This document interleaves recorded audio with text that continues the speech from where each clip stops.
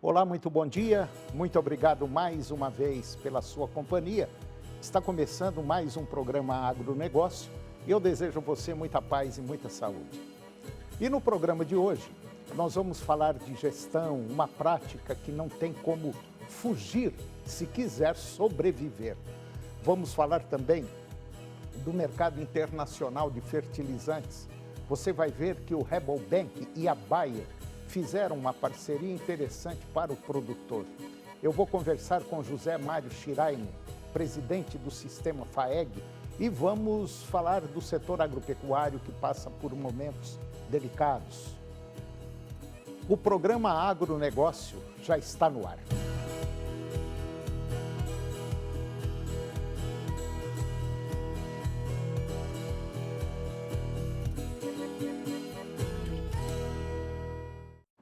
Eu começo o programa de hoje falando de gestão. Uma prática que não tem como fugir se quiser sobreviver. A dificuldade na gestão de pessoas tem se consolidado como um dos principais desafios do agronegócio brasileiro, especialmente diante da escassez de mão de obra e das mudanças no perfil dos trabalhadores rurais. Para a consultora em gestão do agronegócio e diretora da Gera Agro Inteligência, a Vanessa Chiamuleira, o setor vive hoje a chamada era da gestão, na qual os avanços tecnológicos superaram em ritmo a evolução das práticas de gestão dentro das propriedades.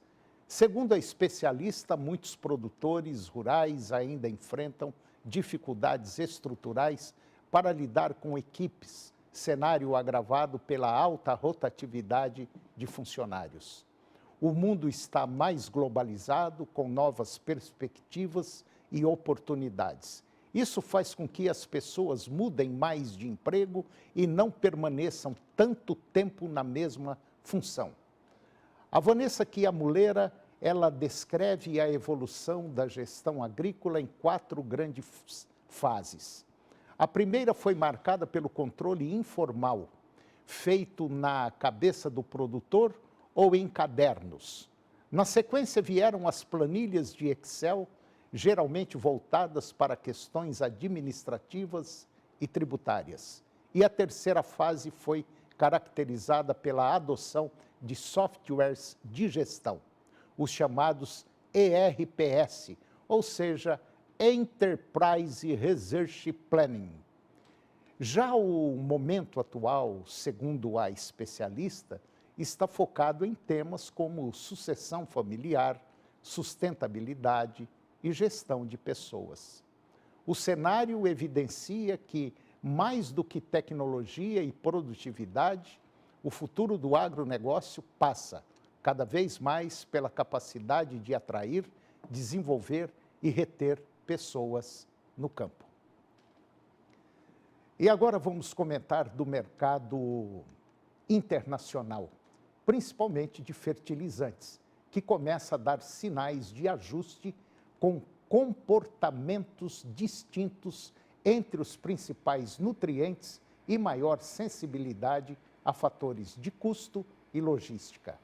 A análise é de Ale Bellara, especialista em geopolítica aplicada ao mercado de commodities e também ao agronegócio. A ureia voltou a apresentar firmeza na curva futura, com movimentos de alta observados nos Estados Unidos, no Oriente Médio e também aqui no Brasil.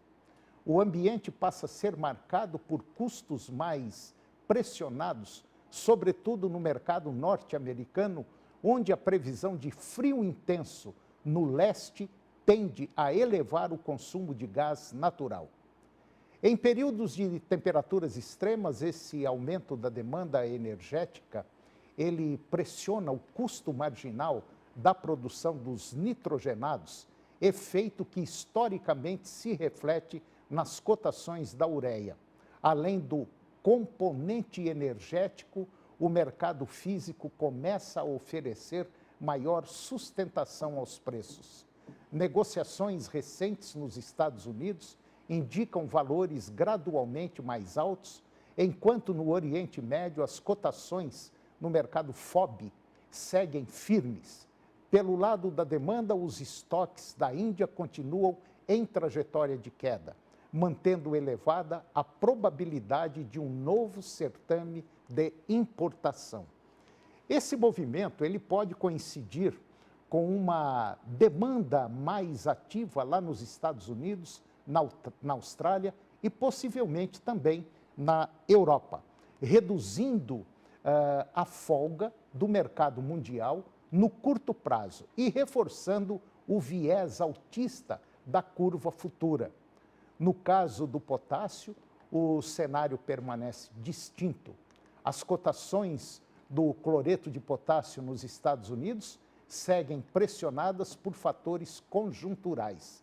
As condições climáticas adversas limitam a aplicação no curto prazo, enquanto o baixo nível do rio Mississippi restringe o escoamento das cargas que chegam a Nova Orleans, criando gargalos logísticos. Em paralelo, os estoques chineses permanecem relativamente baixos, o que sugere que a atual fraqueza de preços pode ser temporária e dependente de uma retomada mais consistente na demanda. E agora você vai ver que o Rabobank e a Bayer fizeram uma parceria interessante para o produtor. O Rabobank Brasil anunciou a coordenação de uma operação de captação de aproximadamente R$ 1 bilhão destinada ao financiamento da cadeia de clientes da divisão agrícola da Bayer no país.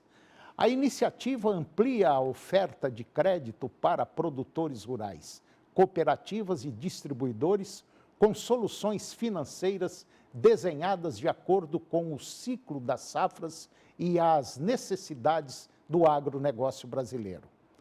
A estruturação ela foi realizada por meio de duas linhas de financiamento, R$ 700 milhões em moeda local e 50 milhões de dólares em moeda internacional. O objetivo é oferecer maior flexibilidade na aquisição de insumos e também defensivos agrícolas, com prazos e condições alinhados ao fluxo de caixa do produtor e ao período de operação e também de geração de receitas no campo, além da linha em real. A operação inclui uma alternativa em dólar, considerada inovadora no contexto do agronegócio nacional. A modalidade é voltada a produtores com receitas atreladas ao mercado internacional, como os cotonicultores, permitindo que os pagamentos sejam realizados na mesma moeda da comercialização da produção. A estratégia contribui para uma gestão financeira mais previsível, melhora o planejamento e reduz a exposição aos riscos cambiais. Segundo a Bayer, a operação reforça a estratégia de relacionamento de longo prazo com a cadeia de stakeholders no setor agrícola. Para o Rabobank Brasil, a transição evidencia a relevância de estruturas financeiras inovadoras para o fortalecimento do setor agroindustrial. A iniciativa destaca o papel do financiamento privado no agronegócio brasileiro ao promover maior liquidez e diversificação das fontes de capital. Ao aproximar empresas do setor, instituições financeiras e o mercado de capitais, a operação contribui para investimentos em tecnologia, expansão da produção e sustentabilidade, fortalecendo a competitividade do Brasil no cenário mundial e acelerando a modernização da cadeia produtiva. E agora vamos falar da produção de etanol de milho aqui no Brasil. O avanço do etanol de milho aqui no Brasil é uma mudança, vamos dizer, estrutural, que veio para ficar.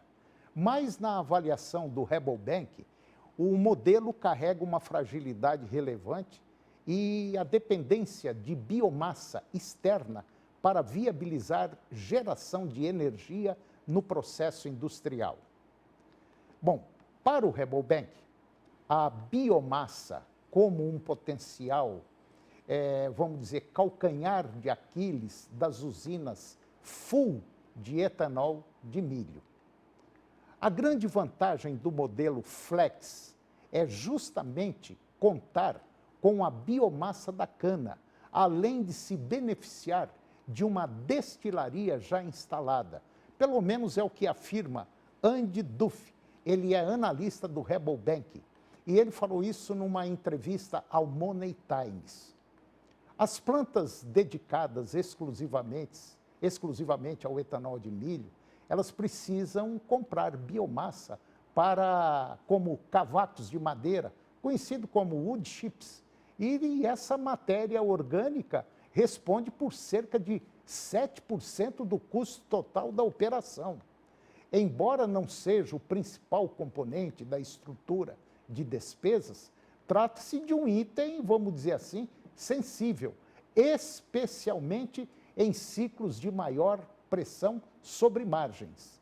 Andy Duff, que é o analista do Rabobank, ele disse que esse cavaco de madeira pode se tornar um freio.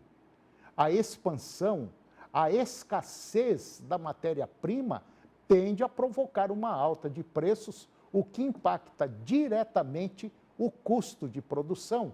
Quando se olha os últimos 5 anos, o valor da biomassa subiu de forma significativa. Fica muito claro que existe uma concorrência cada vez, vamos dizer assim, cada vez maior por áreas aptas ao plantio de eucalipto, que é uma das principais fontes desse insumo. E segundo o analista do Rabobank, essa pressão não vem apenas do setor de etanol de milho. A indústria de papel e celulose, especialmente no Mato Grosso do Sul, também tem ampliado a busca por terras destinadas ao cultivo de eucalipto para consumo próprio, intensificando a disputa por áreas e elevando os custos. O eucalipto exige um ciclo longo entre plantio e colheita, o que demanda planejamento antecipado. E não é um problema que se resolve em um ano como alternativa. O especialista lembra que a diversificação das fontes energéticas, entre as opções estão o uso de bambu, que apresenta um ciclo de produção mais curto do que o eucalipto, além da braquiária e também do biometano, que podem surgir como caminhos complementares para reduzir a dependência da biomassa florestal. E depois do intervalo, eu vou conversar com José Mário Schreiner, ele é o presidente da FAEG, e nós vamos falar sobre o agronegócio brasileiro. Nós voltamos já, é um minuto só.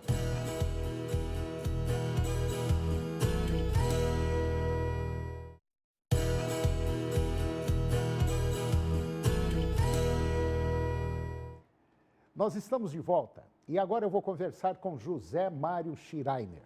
José Mário Schreiner, ele é o presidente do sistema FAEG-Senar e vem fazendo um trabalho já há muitos anos dentro do setor agropecuário, via FAEG, via sindicatos, via Senar, CNA também, e vem fazendo um trabalho que nós podemos chamar um trabalho de ponta.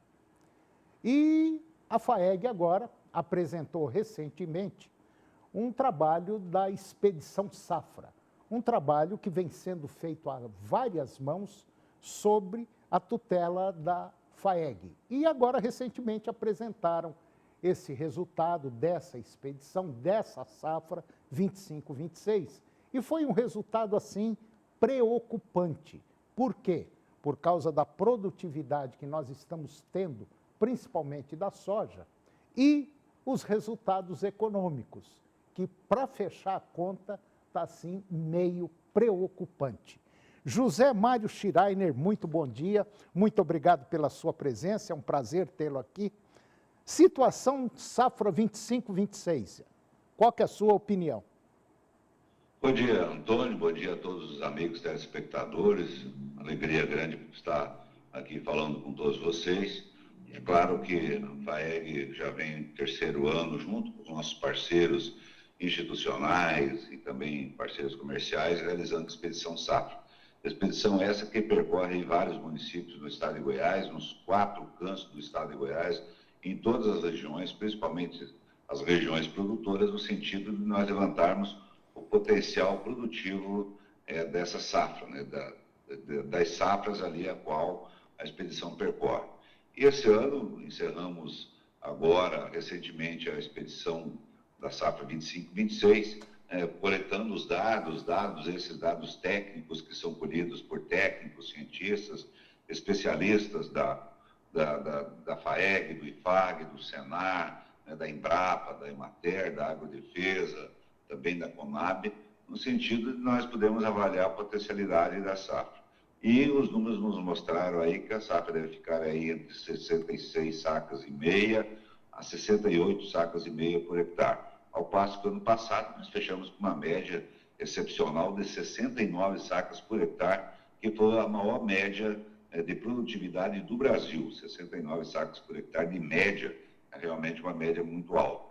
E é claro que esse ano, em função do clima um pouco mais seco no início e também, é claro, alguns problemas pontuais climáticos, nós temos aí um número um pouquinho mais conservador, que é de 66,5, como eu citei, até 68,5 sacos. Mas esse não é o principal ponto, talvez, a ser observado, mas sim o alto custo de produção.